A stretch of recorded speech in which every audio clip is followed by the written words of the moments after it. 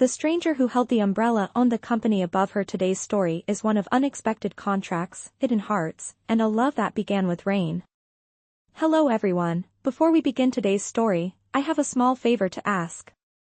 Please hit subscribe and turn on the notification bell so you never miss our channel's new videos. It is quick, free, and the best way to support us in bringing you more dramatic stories. Your support means the world to us. Where are you watching from? Drop your city or country in the comments below. Thank you very much. Now, let us return to our main character. It started on a Thursday morning when the rain refused to stop. The sky over downtown Seattle was a sheet of silver, and traffic hissed across the wet pavement. Lina Brooks stood under the edge of the building's glass awning, clutching her tote bag tight to her chest. Her thin coat was no match for the cold drizzle, and the papers inside her bag were already curling at the corners. She whispered to herself, "Just 5 more minutes, please let it ease up," but the rain only came harder, drumming against the concrete like impatient fingers. That was when a quiet voice broke through the noise. "You can stand under this," it said. Lina looked up. A tall man in a dark gray suit was standing beside her, holding an umbrella big enough for 2. His hair was damp at the edges, his expression calm, eyes kind but unreadable. Without waiting for her to answer, he tilted the umbrella toward her side. She hesitated, embarrassed. "I am fine," she said softly, though her teeth were chattering. "You are clearly not," he replied, and for a moment, something in his voice made her obey without thinking. They stood in silence as people hurried past, the city a blur of umbrellas and taxi lights. "You work in this building?" he asked casually. "Just a temp at the design firm on the 12th floor, she said, tucking a wet strand of hair behind her ear. "You?" He smiled faintly. "Something like that."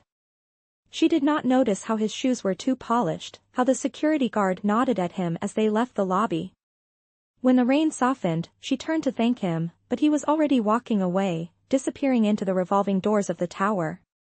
The moment lasted no longer than a breath, yet something about it stayed with her all day. Later that afternoon, when she spilled coffee on a client's sketch and got scolded by her manager, she thought of the stranger and his umbrella, calm, steady, kind. The next morning, she received an email from Human Resources, asking her to report to the top floor for an urgent project briefing with the executive board. Lina had never even been past the 10th floor. She rode the elevator with trembling hands, the mirror walls reflecting her anxious face. When the doors opened, she saw him again. The stranger from the rain, now standing behind a vast glass desk with a city view stretching endlessly behind him. The assistant's voice echoed, "Mr. Ethan Park, CEO of Park Sterling Holdings, we'll see you now." Lina froze. Ethan looked up from a stack of files, the same calm expression in his eyes. "Miss Brooks," he said, "thank you for coming. I believe we have something important to discuss." His tone was businesslike, but there was a glimmer of recognition, a flicker of memory between them. She realized, with a sharp twist in her chest, that the man who held the umbrella was not just any stranger. He owned the company above her. And before she could fully understand why she was there, Ethan slid a document across the table, neat, crisp, and official. "I need a favor," he said simply. "A marriage contract. 3 months. Strictly professional." Lina stared at the paper, her breath catching as the world outside the glass seemed to fade into a silent storm once again. The stranger who held the umbrella owned the company above her. Today's story is one of unexpected contracts, hidden hearts, and a love that began with rain. Hello everyone, before we begin today's story, I have a small favor to ask. Please hit subscribe and turn on the notification bell so you never miss our channel's new videos. It is quick, free, and the best way to support us in bringing you more dramatic stories. Your support means the world to us. Where are you watching from? Drop your city or country in the comments below.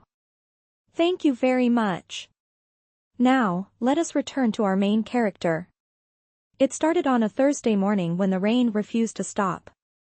The sky over downtown Seattle was a sheet of silver, and traffic hissed across the wet pavement. Lina Brooks stood under the edge of the building's glass awning, clutching her tote bag tight to her chest. Her thin coat was no match for the cold drizzle, and the papers inside her bag were already curling at the corners. She whispered to herself, "Just 5 more minutes, please let it ease up," but the rain only came harder, drumming against the concrete like impatient fingers. That was when a quiet voice broke through the noise. "You can stand under this," it said.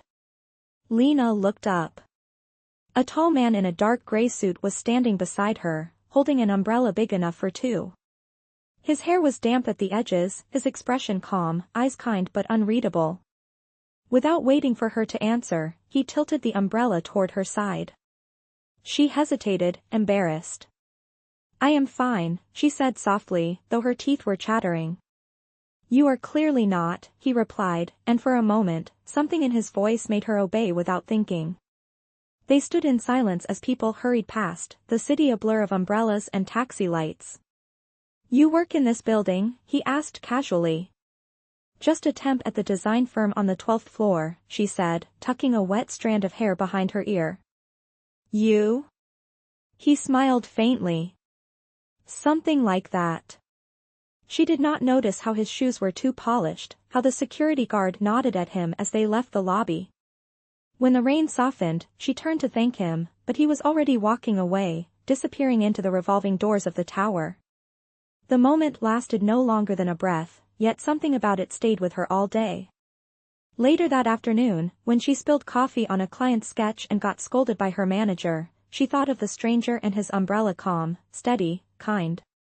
The next morning, she received an email from Human Resources, asking her to report to the top floor for an urgent project briefing with the executive board. Lina had never even been past the 10th floor. She rode the elevator with trembling hands, the mirror walls reflecting her anxious face. When the doors opened, she saw him again. The stranger from the rain, now standing behind a vast glass desk with a city view stretching endlessly behind him. The assistant's voice echoed, "Mr. Ethan Park, CEO of Park Sterling Holdings, we'll see you now." Lina froze. Ethan looked up from a stack of files, the same calm expression in his eyes. "Miss Brooks," he said, "thank you for coming. I believe we have something important to discuss." His tone was businesslike, but there was a glimmer of recognition, a flicker of memory between them. She realized, with a sharp twist in her chest, that the man who held the umbrella was not just any stranger. He owned the company above her. And before she could fully understand why she was there, Ethan slid a document across the table, neat, crisp, and official. "I need a favor," he said simply. "A marriage contract. 3 months. Strictly professional." Lina stared at the paper, her breath catching as the world outside the glass seemed to fade into a silent storm once again. Lina could not speak. Her eyes darted from the printed words on the contract to the man sitting across from her. Ethan Park's face was unreadable, his voice even, almost too calm. "I realize this is unexpected," he said, "but I am in a complicated situation. A marriage temporary, on paper will solve it." Lina blinked, unsure if she had heard him correctly. "A marriage? To you?" Ethan nodded. 3 months. It is not about romance. I need a partner to meet a requirement in an investor deal. In return, your debts will be cleared, and your mother's hospital expenses will be fully covered. He pushed a pen toward her, the silver clip gleaming under the ceiling light. You will be compensated generously, and when the contract ends, you walk away with your life changed for the better. Lina's pulse thudded in her ears. Why me? She whispered. Ethan's gaze softened for a second, the faintest hint of warmth. Because you do not play games. You were kind when you thought I was no one. That matters more than you know. His words struck her like quiet thunder. She wanted to protest, to laugh at the absurdity of it all, but the thought of her mother lying in a hospital bed silenced every argument. The bills stacked on her kitchen table flashed before her eyes. May I think about it? She asked weakly. Of course, Ethan said, standing. But not for too long. The window closes tomorrow. That night, Lina sat alone at her small apartment's kitchen table, the city's rain whispering against the window. The contract lay open before her. The pages looked cold, but the promises inside glowed like embers. Freedom from debt. A chance to breathe. Her mother's life. She picked up the pen and stared at it for a long time before signing her name with trembling fingers. The next morning, a sleek black car waited outside her building. The driver greeted her politely and escorted her to an estate that looked more like a museum than a home. Marble floors, wide staircases, art pieces she had only seen in magazines. Ethan met her at the entrance, dressed in a charcoal suit. "Welcome to your new life, Mrs. Park," he said quietly. Lina tried to smile, but her voice caught in her throat. "This feels like someone else's story." For the next 3 months, Ethan replied, "It is ours." The house staff, impeccably dressed, guided her through rooms filled with cold elegance. Everything seemed too perfect, too distant. That night, at dinner, the tables stretched between them like a quiet ocean. "There are a few ground rules," Ethan began. "No affection in private, only in public when necessary. No interference in each other's work. And no emotional attachment." Lina nodded, though something in her chest tightened. Understood. She focused on her plate, but the silence grew heavy. Ethan watched her carefully, then said, "You will have lessons.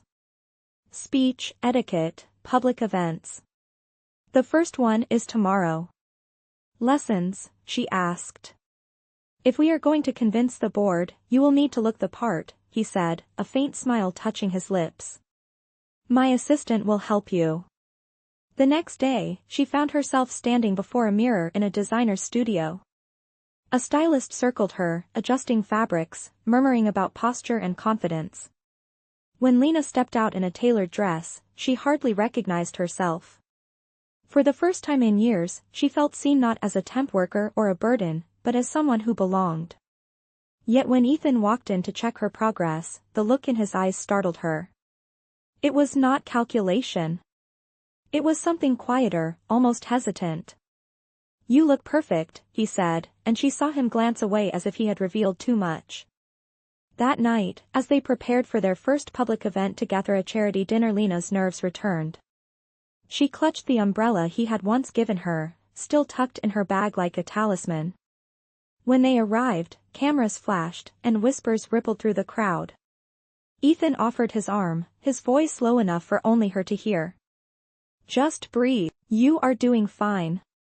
Under the golden lights, they smiled for the photographers. The contract said it was an act, but in that brief moment, when his hand steadied hers, it did not feel like pretending. For the first time, Lina wondered if a deal built on paper could accidentally awaken something real. The gala was a blur of champagne and laughter, a world far removed from Lina's own.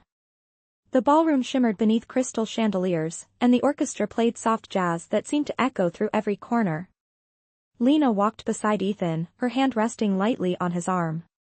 Every eye in the room followed them, the mysterious CEO who had suddenly appeared with a new wife no one had ever heard of. Whispers trailed behind them like perfume. "Who is she?" someone murmured. "A model? A secret investor?" Lina tried to keep her chin high, just as the etiquette coach had taught her. But her heart beat too fast. Ethan leaned closer and whispered, "You are doing perfectly. Smile when they talk about you. It drives them crazy." She tried not to laugh but failed, a small genuine smile breaking through the mask. As the evening went on, Lina found herself surrounded by people who spoke in numbers, mergers, and deals worth millions. A woman in a red gown approached, her eyes sharp. "Mrs. Park, how lovely to finally meet you. We were starting to think Ethan invented you." Lina forced a polite laugh. "I assure you I am very real." The woman tilted her head. "And what is it that you do, my dear?" Lina hesitated, her mind blank. Before she could speak, Ethan's voice cut in smoothly. "She runs creative strategy for one of our design initiatives. Her eye for detail saved our last project." He glanced at Lina, his expression steady. I am lucky to have her. The woman blinked, momentarily disarmed, and moved on. Lina exhaled, whispering, You just saved me. That is part of the contract, he replied softly. But when she looked up at him, there was a flicker of warmth in his eyes that did not feel contractual at all.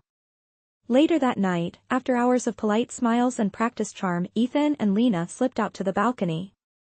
The city stretched below, glittering in gold and silver light. Rain clouds hovered far off, catching the moonlight. Lina leaned on the railing, her heels aching. Do you ever get tired of pretending? She asked quietly. Ethan's expression softened. All the time.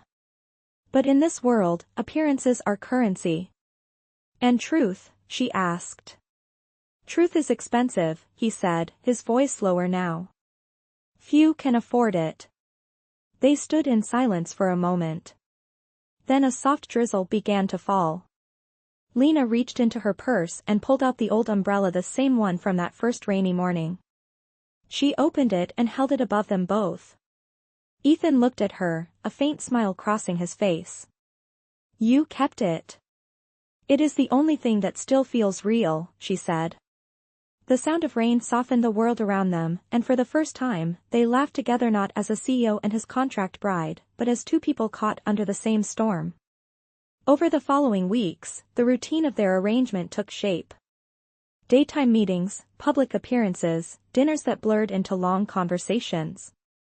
Ethan was still guarded, but every now and then, Lina caught glimpses of the man beneath the armor, a quiet humor, a trace of sadness when he thought no one was looking. Once, late at night, she found him alone in his study, staring at an old framed photo of his late father. He did not hear her approach. You miss him, she said gently. Ethan turned, surprised. He built everything I have, he murmured. But he also built the walls around it. Lina nodded. Maybe some walls are meant to be taken down. He looked at her then, and the silence that followed was heavy but not uncomfortable. Something had shifted. A few days later, the two attended a business retreat on the coast. During a dinner by the ocean, one of Ethan's senior investors made a cruel joke about Lina's background, mocking her for being just a temp worker playing Cinderella. Ethan's fork hit the table with a sharp sound. Watch your words, he said, his tone cutting through the laughter. My wife deserves more respect than anyone in this room. The silence that followed was absolute. Lina's eyes widened. When they left, she whispered, You did not have to defend me like that. Ethan looked down at her. Yes, I did. Back at the villa, the sound of waves crashed outside their window. Lina stared at the contract lying on the desk, the ink still as dark as the day she signed it. But now, something in her heart told her that lines written on paper could no longer contain what was growing between them. As she drifted to sleep that night, she wondered when the contract ended, what would remain? The paper or the feeling that had quietly, impossibly, become real. Weeks passed, and what began as an arrangement started to feel like something entirely different. Ethan and Lina had grown into an unexpected rhythm: morning briefings over coffee, late-night dinners that stretched into laughter, quiet car rides where words were not needed. Lina learned to read the small things about him, the way he loosened his tie when he was finally at ease, the way his eyes softened when she spoke about her mother. Yet for all their unspoken closeness, the contract still hung between them like a silent wall. One evening, after another long day at the office, Ethan invited her to the rooftop terrace. The city glowed beneath them, the wind carrying the faint scent of rain. He stood by the railing, his jacket off, his sleeves rolled up, looking more human than the powerful figure everyone feared. You know, he said quietly, I was not supposed to meet you that morning. I was on my way to a meeting I never made it to. Lina smiled faintly. And you ended up sharing an umbrella with a stranger instead. He turned to her, his voice softer now. Maybe it was not an accident. The words lingered between them, heavy with meaning. But before either could say more, Ethan's phone buzzed. His assistant's name flashed across the screen. He answered, and his face changed as he listened. When he hung up, his jaw was tight. "We have a problem," he said. "The board wants to see the contract. Someone leaked details about our marriage." Lina froze. "Leaked? How?" "I do not know," Ethan replied. "But if this gets out, they will call for my resignation. They think this was a stunt to manipulate the market." Panic rippled through her. "What do we do?" Ethan exhaled, frustration lacing his tone. "I will handle it. Just stay out of sight for a while." For the first time, his voice was sharp, distant. It stung. The next morning, the headlines exploded: CEO's fake marriage scandal, contract bride exposed. Paparazzi crowded outside the estate. Lina could not even step outside without flashes blinding her. Ethan spent hours locked in his office, answering calls, meeting lawyers. When he finally emerged, his expression was cold. "Someone from the inside leaked it," he said. "Until I find out who, we will need to separate." "It will protect you."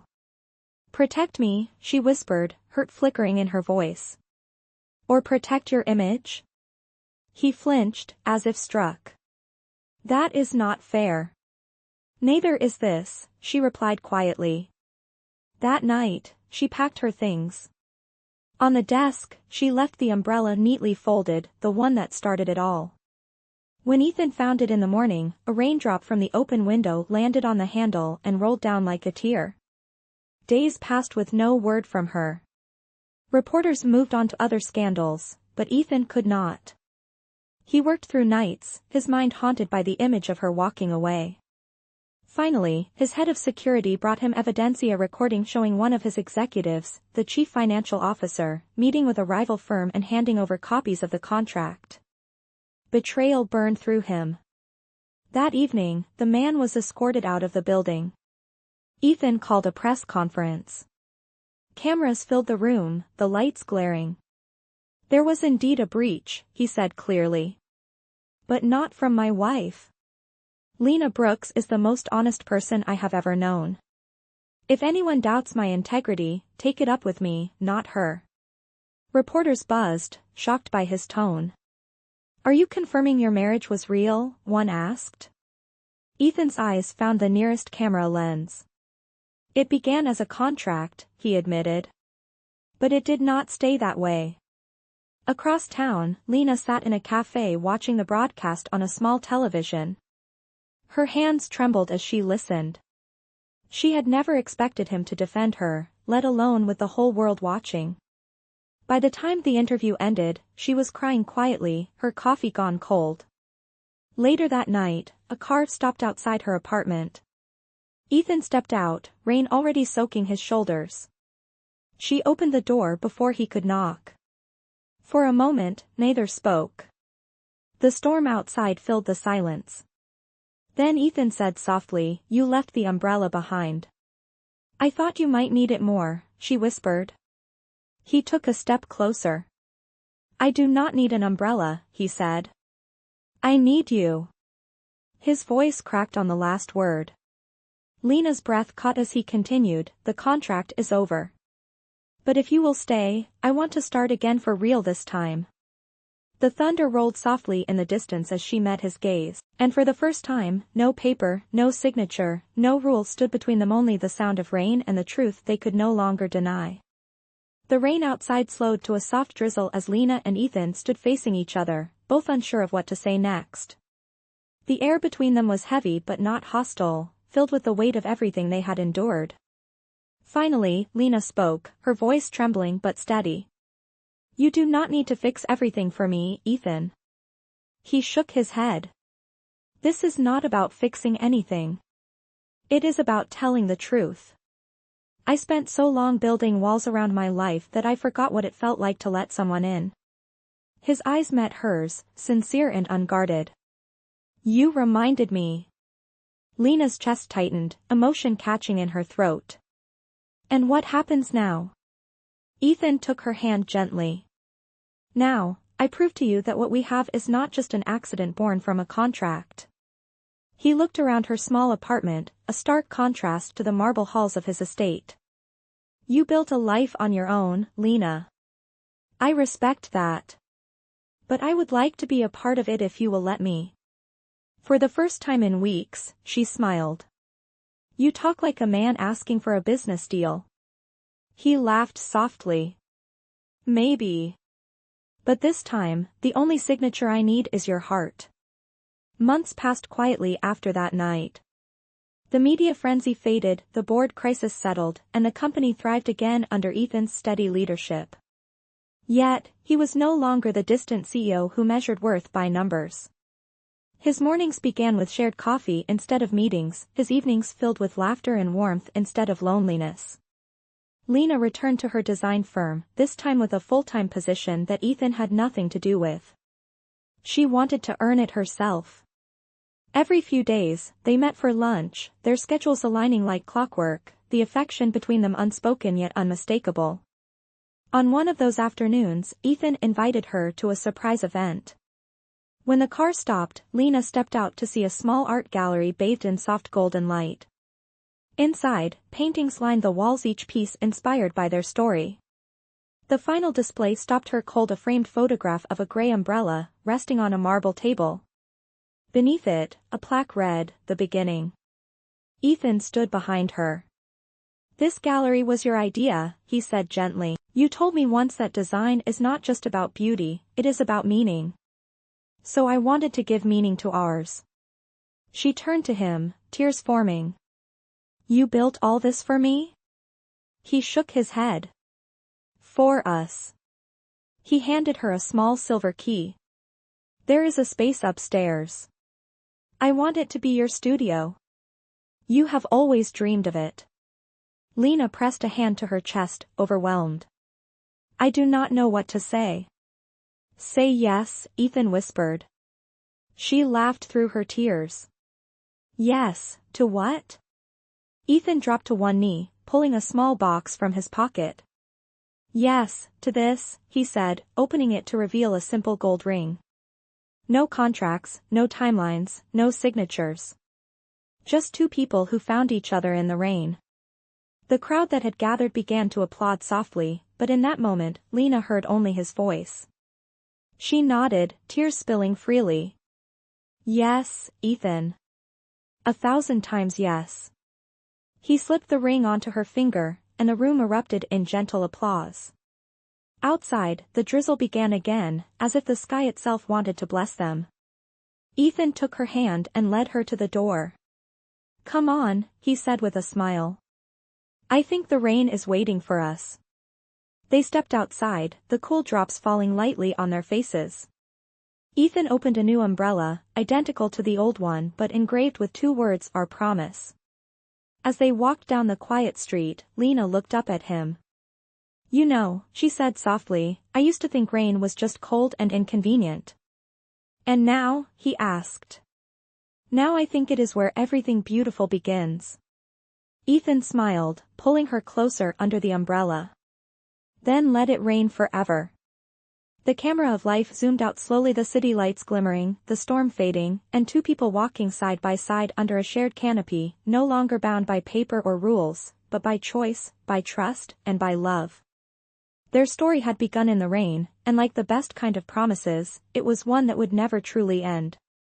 The months that followed were the calm after a long storm. Lina and Ethan had finally found peace, not in grand gestures or extravagant events, but in the quiet rhythm of ordinary life. The gallery that Ethan had built for her became a small sanctuary in the middle of the bustling city. Every morning, sunlight streamed through the tall windows, painting soft gold across the wooden floors as she worked. Ethan visited often, sometimes with lunch, sometimes with just a smile. You look happiest here, he told her one afternoon, watching as she arranged sketches on the wall. Because this is where I feel most like myself, Lina replied. For years I chased stability, and now I have something even better. I have purpose. Ethan nodded thoughtfully, his eyes softening. And you gave that back to me too. Their life was not perfect, but it was real. They still argued, usually about small things, her habit of staying up too late drawing, his constant checking of emails, but even their disagreements ended in laughter. The walls that once separated their worlds had slowly turned into bridges. One evening, after a long day at the company, Ethan arrived at the gallery looking unusually quiet. Lina noticed it immediately. "What happened?" she asked. He took a deep breath. "The board wants me to relocate for 6 months. Singapore. It is a new branch, and they believe I am the only one who can oversee it." Lina's heart sank. 6 months? Ethan nodded. "I told them I would not go. I do not want to leave you." She smiled gently, walking up to him. "You built this company from the ground up. You cannot stop now because of me. We will be fine." Ethan searched her face, as if hoping to find doubt, but saw none. "Are you sure?" "I am," she said softly. "We started because of a deal, but what we have now is stronger than any contract. Go do what you are meant to do. I will be right here." The night before his departure, the two walked through the city streets under a soft drizzle. Ethan held the same umbrella they had carried since the beginning. "It feels strange," he murmured, "to leave when we just found our peace." "Peace does not disappear," Lina replied. "It waits for you to come back." They stopped by the riverfront where the city lights shimmered on the water. Ethan turned to her and said, "You have my word. When I return, we start the next chapter." "And what chapter is that?" she teased. "The one with a real wedding," he said. She laughed, but tears shimmered in her eyes. The next morning, he left with a kiss that lingered longer than words. The days stretched slowly after that. Lina buried herself in work, designing an exhibition about transformation, how storms create beauty. Every piece she drew had traces of rain, of change, of love that endured distance. Ethan called every night, his voice tired but tender. "The days are long here," he told her once, "but every time it rains, I think of you." She smiled through the phone. "Then I hope it rains often."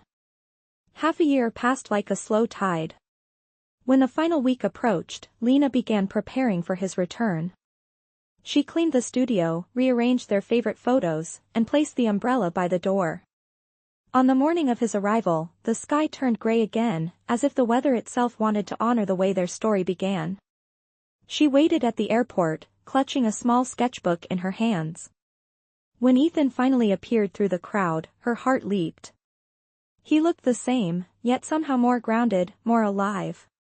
He dropped his luggage and pulled her into his arms. "I told you I would come back," he whispered. "And I told you I would wait," she replied. That evening, they returned to the gallery, now filled with people for a special exhibit, The Art of Becoming. At the center stood a single installation, a sculpture of two figures standing under a shared umbrella, cast in silver light. On the pedestal beneath it were engraved the words, "No longer bound by paper, only by choice." Ethan took Lina's hand as applause filled the room. "You did all this," he said, pride in his voice. "No," she answered, smiling through tears. "We did." As the night ended, Ethan led her outside. The rain had started again, soft and steady. He opened the umbrella, and together they stepped into the glow of the streetlights. Every drop that fell carried the memory of where they had begun, the deal, the storms, the pain, and finally, the peace. It was the same rain that once brought strangers together, now blessing a love that no contract could ever define. The following months unfolded like a slow dream. Ethan and Lina finally planned the small wedding they had promised each other. They wanted nothing extravagant, nothing that looked like the world they once faked for appearances. The ceremony was to be held inside the gallery, the same place that had once marked the turning point of their story. Friends and colleagues gathered under the soft glow of hanging lights, surrounded by Lina's artwork. Outside, the city hummed with life, and for once, there was no tension, no secrets, only anticipation. Lina stood before a mirror in a simple white dress, her hands trembling slightly. It was not the trembling of fear but of disbelief. You look beautiful, her mother whispered, adjusting a small silver hairpin shaped like a raindrop. He will cry when he sees you. Lina smiled, eyes shining. He already has. On the other side of the hall, Ethan waited in a dark suit, his heart pounding harder than it ever had in a boardroom. When the music began, Lina appeared at the top of the staircase, and for a moment, time stilled. The crowd faded, the whispers softened, and all that remained was her smile, quiet, radiant, real. As she walked toward him, Ethan remembered every moment that had led them here: the rain, the contract, the arguments, the laughter, the forgiveness. When she reached him, he took her hands and said, "I once promised that when I came back, we would begin the next chapter. Today, we write it." The officiant spoke the familiar words, but they barely registered. Every vow they made was already written between them long before this day. "Do you, Ethan Park, take Lina Brooks?" "I already do," he said, interrupting softly, earning a wave of laughter from the guests. "And do you, Lina Brooks, take Ethan Park always?" she whispered. When they kissed, applause filled the gallery, but what Lina heard was the quiet beat of his heart against hers. After the ceremony, they slipped away from the crowd and stepped outside. The sky had turned gray again, a soft drizzle misting the air. Ethan laughed under his breath. It would not be our day without rain. Lina leaned into him, smiling. "I think the sky remembers." They opened their umbrella, the same one that had followed them from strangers to lovers, and walked down the cobblestone street as newlyweds. The world around them seemed to glow brighter with each step. When they reached the riverfront, Ethan stopped and looked out at the city skyline. "You know," he said, "if someone had told me a year ago that a mistake in the rain would lead to this, I would have laughed." "Some mistakes are fate's favorite disguise," Lina said softly. He turned to her, his eyes warm. "Then I am grateful for every raindrop." She rested her head on his shoulder, the umbrella shielding them from the gentle drizzle. Their reflections shimmered on the wet pavement, two figures standing close, unshaken by the weather or the world. Behind them, the lights of the gallery glowed like a heartbeat, steady and alive. It was not the end of their story, just the beginning of the life they had chosen, not out of necessity or contract, but out of love that had been tested and proven true. As they disappeared into the night, the sound of rain followed, soft and endless, like a promise whispered by the sky itself. Married life settled into something beautifully ordinary. Lina and Ethan had traded boardrooms and galleries for shared breakfasts, late-night talks, and the kind of quiet joy that did not need to be photographed. They moved into a townhouse near the river, its windows framed with ivy and its walls filled with paintings and books. Every morning, Ethan would brew coffee while Lina watered the plants that lined their kitchen window. On weekends, they took long walks through the market, buying flowers and fresh bread from the same old vendor who always winked and said, "You two still look like newlyweds." And they did. But even peace had its trials. Running the company still demanded Ethan's time, and there were days when work followed him home. One evening, Lina found him sitting alone in his study, the glow of his laptop reflecting the exhaustion in his eyes. "You promised me," she said gently, leaning against the doorframe. "No work after dinner." He looked up and smiled faintly. "Old habits die hard." She walked over and closed the laptop with a soft click. "Then let us kill this one together." He reached for her hand and exhaled, the tension leaving his shoulders. "You keep me grounded, Lina. Without you, I would drown in deadlines." "Without you," she replied, "I would still be waiting for a reason to believe in more than survival." The next morning, as Ethan left for a meeting, he paused by the door and kissed her forehead. "I will be back early," he promised. Lina watched him go, unaware that fate had another test waiting for them. That afternoon, a sudden summer storm rolled in, dark clouds swallowing the skyline. The rain came down in sheets, drumming against the glass as thunder rumbled in the distance. Lina was at the gallery preparing a new collection when her phone rang. It was Ethan's assistant, voice trembling. "Mrs. Park, there has been an accident. A driver lost control near the bridge. Mr. Park's car was hit." The world tilted. The phone slipped from her hand, clattering against the floor. Within minutes, she was in a taxi racing through the flooded streets. Sirens wailed, lights blurred through tears, and the only thing she could hear was her heartbeat pounding in her ears. When she reached the hospital, the rain had not stopped. Her shoes were soaked, her hands shaking as she pushed through the crowd. "Ethan Park," she gasped at the front desk. "Please, he was in the accident." The nurse pointed toward the emergency doors. Lina ran down the hall, her breath shallow, her mind spinning with every possibility she refused to face. Then she saw him alive, bruised but conscious, sitting on a gurney as a doctor checked his vitals. Relief crashed over her like a wave. "Ethan," she cried, running to him. He looked up, a faint smile breaking through the pain. "Hey," he whispered, "I told you I would be back early." She laughed and sobbed all at once, clutching his hand. "You scared me half to death." "Guess I am still learning how to keep promises properly," he said weakly. The doctor assured her that his injuries were minor, a fractured wrist, a few bruises, but he would recover. As Lina sat by his side that night, holding his hand under the dim hospital light, she realized how fragile everything truly was. Love was not measured by grand moments or perfect vows, it was in the quiet gratitude of another heartbeat, another breath. When Ethan finally drifted to sleep, Lina pressed her forehead to his and whispered, "We began in the rain. Maybe it keeps finding us to remind us never to take the sunshine for granted." Outside, the storm eased, the clouds thinning to reveal a faint silver moon.